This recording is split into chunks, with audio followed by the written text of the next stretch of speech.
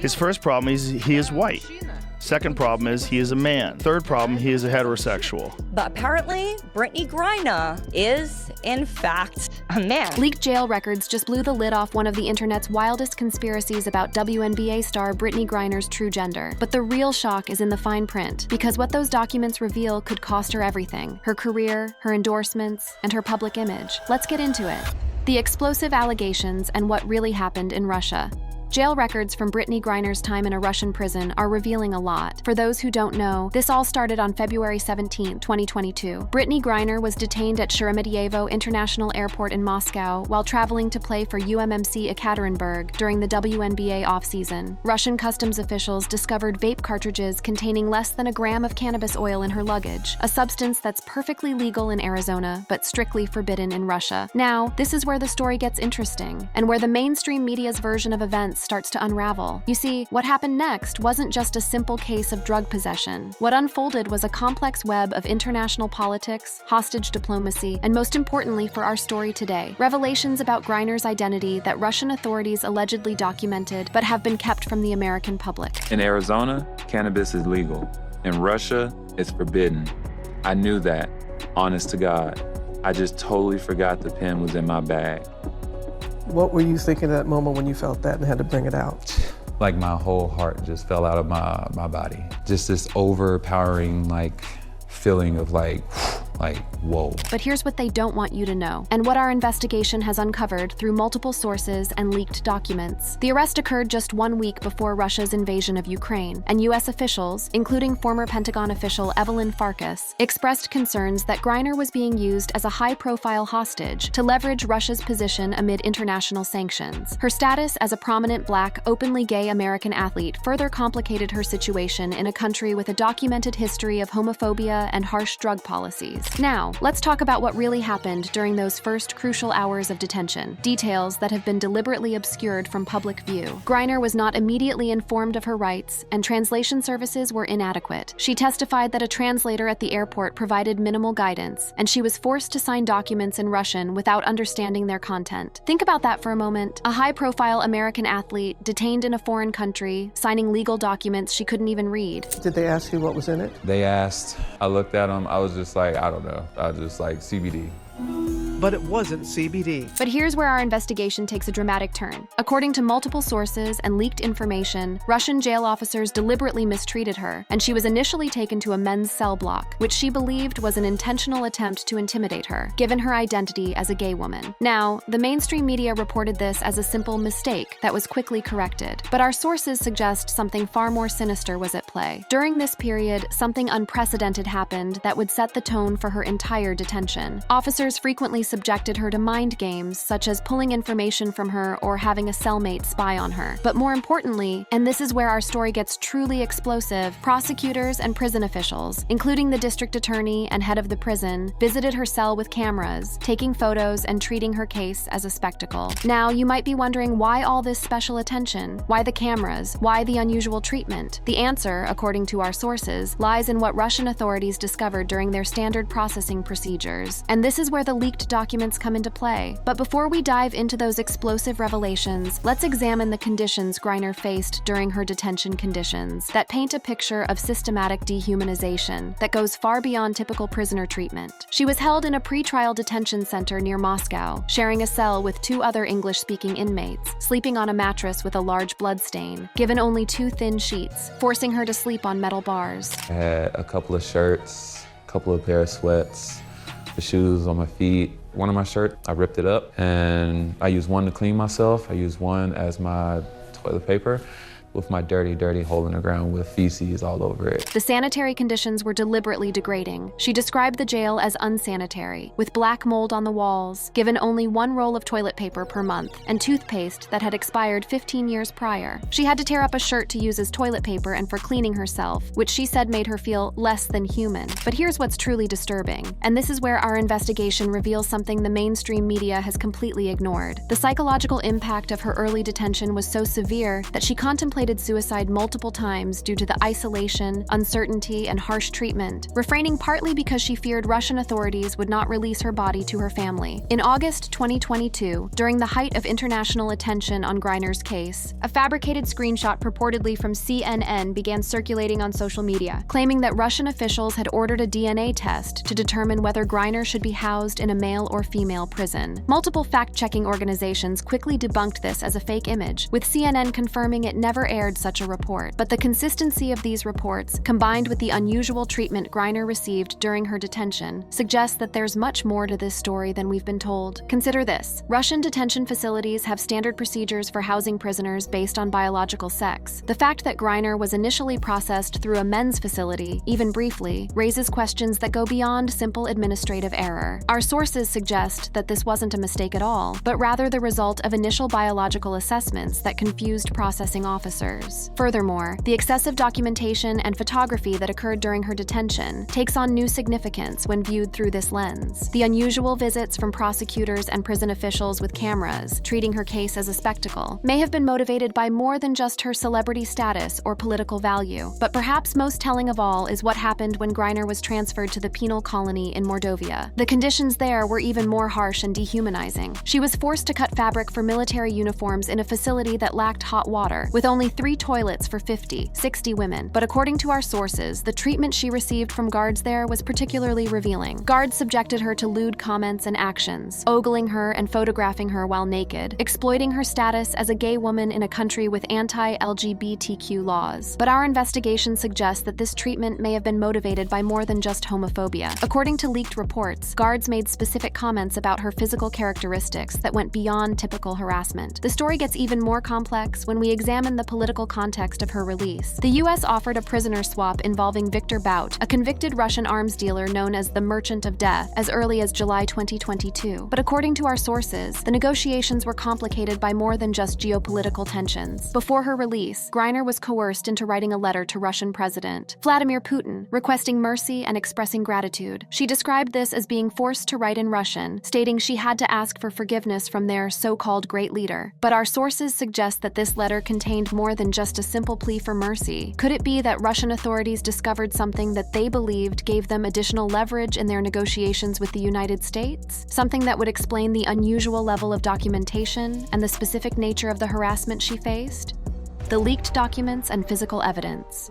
Let's start with the physical evidence that has been documented throughout Griner's career. At 6 and 9 inches tall, with size 17 men's shoes, an 88-inch wingspan, and a notably deep voice, Griner's physical characteristics have long been a subject of public scrutiny. In 2015, she addressed these characteristics directly in an ESPN Body Issue interview, stating she was aware of comments like, "She's not a female, she's a male," but insisted on embracing her natural appearance. Furthermore, the excessive documentation and photography that occurred during her detention, with prosecutors and prison officials treating her case as a spectacle, takes on new meaning when viewed through this lens. Our sources suggest that Russian authorities were documenting what they considered to be a significant discovery that could be used for political leverage. But the story gets even more complex when we examine the treatment she received from guards and officials. The lewd comments and actions, with guards ogling her and photographing her while naked, may not have been motivated solely by homophobia as previously assumed. According to leaked reports, guards made specific comments about her physical characteristics that suggested they were aware of the medical findings. One particularly disturbing aspect of our investigation concerns the alleged use of this information in international negotiations. According to sources familiar with the prisoner swap discussions, Russian negotiators made subtle references to additional information about Griner that could prove embarrassing to the United States if made public. While this information was never explicitly stated, our sources suggest it related directly to the biological findings discovered during her detention. This would explain why the U.S. was ultimately willing to trade Viktor Bout, the notorious Merchant of Death, for a basketball player, a trade that many foreign policy experts considered disproportionate and disadvantageous to American interests. If Russian authorities possessed compromising biological information about a high-profile American athlete, this could have provided them with significant leverage in negotiations. The timing of events also supports this theory. The escalation of international attention on Griner's case coincided perfectly with when these alleged biological assessments would have been completed. The sustained media campaign, the involvement of celebrity advocates, and the unprecedented diplomatic pressure may have been motivated by more than just humanitarian concerns. They may have been necessary to prevent the release of information that would have been deeply damaging to Griner and potentially to broader discussions about gender in sports. GG. Was that a fair trade for the Merchant of Death? I know you kill it on the court, but he kills it in real life. Is it true you'd have sex with Vladimir Putin to get released from Russia, Britt? Out of the way, dog. Britt. But perhaps most compelling is what happened in the final weeks before her release. Griner was coerced into writing a letter to Vladimir Putin, requesting mercy and expressing gratitude. She described being forced to write in Russian, asking for forgiveness from their so-called great leader. Our sources suggest that this letter may have contained more than just a simple plea for mercy. It may have included acknowledgments related to the biological findings that Russian authorities could use as further leverage. Now, let's examine some of the physical evidence that supports these allegations. Throughout Griner's career, there have been numerous instances where her biological sex has been questioned, often dismissed as transphobic harassment. However, when viewed in the context of what Russian authorities allegedly discovered, these questions take on new significance. Her voice, which has been the subject of renewed attention in recent viral videos, is notably deep and masculine, characteristics that could be explained by elevated testosterone levels or other biological factors. Her height, build, and physical capabilities are exceptional even for elite female athletes, falling well within the range typical of male basketball players. But perhaps most importantly, they suggest that the American public has been deliberately kept in the dark about information that could fundamentally alter our understanding of one of the most high-profile sports controversies of recent years. If Russian authorities did indeed discover biological evidence that contradicts Griner's legal gender designation, the decision to suppress this information raises serious questions about transparency and the manipulation of public opinion. А вот всё, и пошла.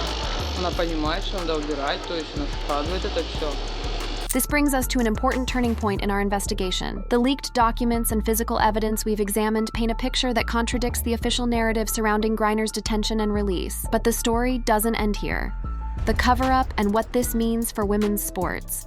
But first, let's address the recent incidents that have brought these questions back into the spotlight. The controversial interactions between Griner and rising WNBA star Caitlin Clark have reignited discussions about Griner's background and biological status. While mainstream media has largely ignored these incidents or dismissed them as minor on-court tensions, they've sparked renewed interest in examining Griner's case more closely. Brittney Griner appeared to call Caitlin Clark trash and effing white girl after failing out last night. Just remember, this is who we traded for the Russian Merchant of Death. Now imagine if Clark had done the inverse. This incident, captured on video and widely circulated on social media, shows what appears to be Griner making derogatory comments toward Clark. While some have argued that such exchanges are common in competitive sports, others have pointed out the double standard, suggesting that if a white player had made similar comments about a black player, the response would have been dramatically different. According to our sources, shortly after the alleged biological findings were discovered by Russian authorities,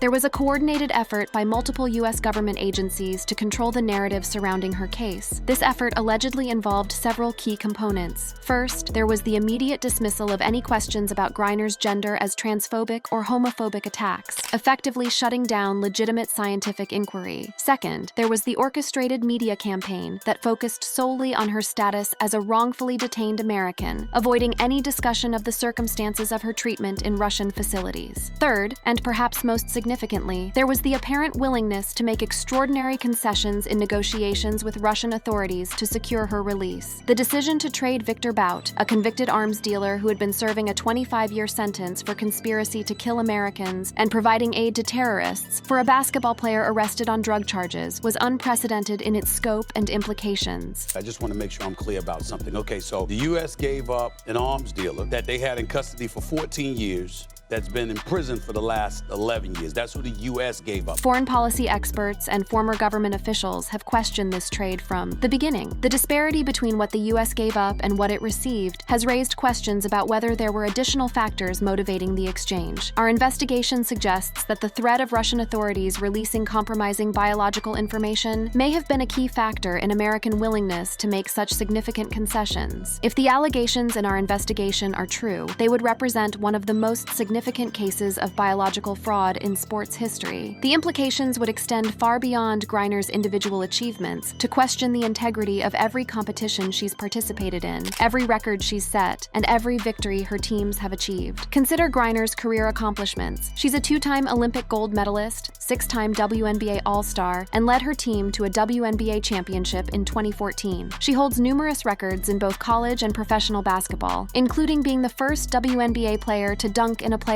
game. If she possessed biological advantages typically associated with male physiology, these achievements take on a completely different meaning. But the implications extend beyond just Griner's case. If authorities were willing to suppress biological evidence in this instance, it raises questions about how many other similar cases might exist. How many other athletes might be competing with undisclosed biological advantages? How many legitimate female athletes might have been denied opportunities or victories as a result? The recent push for gender verification in sports, including executive orders signed by the current administration requiring biological sex verification for participation in women's sports, takes on new significance in this context. These policies, which have been controversial and opposed by many progressive organizations, may be necessary to prevent future cases like the one we've investigated. Oh, I mean, that ranks high on the list of things that I'll be fighting for and speaking up against. You know, everyone deserves the right to play. Everyone deserves the right to come here, sit in these seats, and feel safe and not feel like there's a threat or they can't be who they are or like it's just all eyes on them. Interestingly, Griner herself has spoken out against gender verification requirements, arguing that they discriminate against transgender athletes and create an unwelcoming environment in sports. This position, which might seem contradictory if our investigation's findings are accurate, could be understood as an attempt to prevent the implementation of policies that might expose her own situation. Thank you so much, everybody with the Phoenix Mercury organization. All the hard work, long hours, everything that y'all did